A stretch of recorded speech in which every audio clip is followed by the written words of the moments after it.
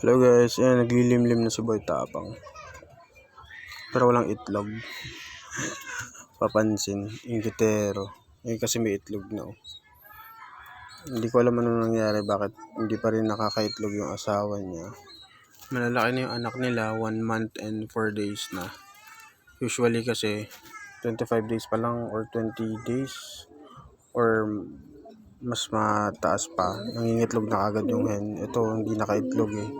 Hindi ko alam kung bakit. Hindi naman masyadong nagsusubo yan eh. Kasi ako naman nag-hand feed dun sa isa. Then saktong 1 month tiniwalay ko naman na. Ngayon lang sila nakakapag mot-mot. Momol pala. Ngayon lang. Ayan, nagpapanggap na naglilimlim. Wala na maitlog. Ito naman naglilimlim na second day na ng paglilimlim.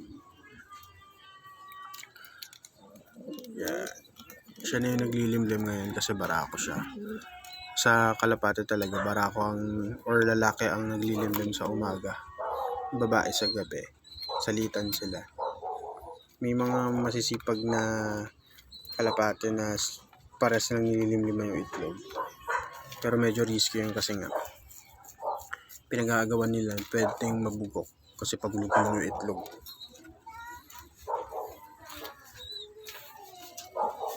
Ito naman 26 ngayon, 22 na pisa. So 4 days na yung inakay nila. Yes, pisa na po yan. Yung hen natin ay Satinette Bluely Spot Tail. 1/4 modern yan and 3/4 classic. Clean yan ha. Ito naman si Angkol ay Miss Mark, pero complete. Medyo may edad na yan kaya Angkol tawag natin sa ito naman si Barok. Ilang asawa, kinain ng daga yung asawa niya. So single siya muna ngayon for a month.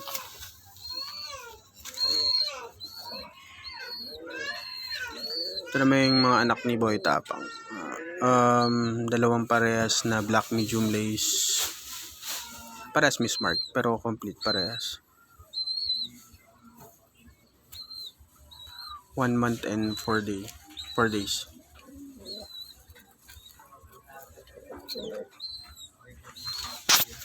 Tignan natin kung kilala pa yun.